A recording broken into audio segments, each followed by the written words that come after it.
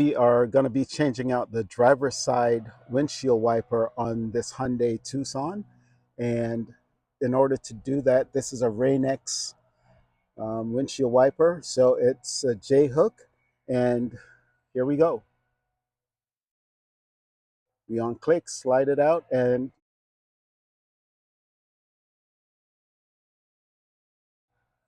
so what we're replacing it with is a 26-inch wiper blade that we got on Amazon, and I'll put a link down in the description for it. So the 26 is for the driver's side and the 16 for the passenger side. So let's install this. In order to install this, you open the cover area,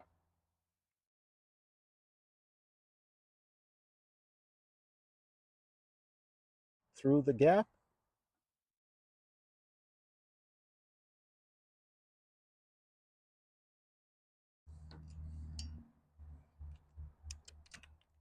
and slide and cover, and voila, that's all it takes.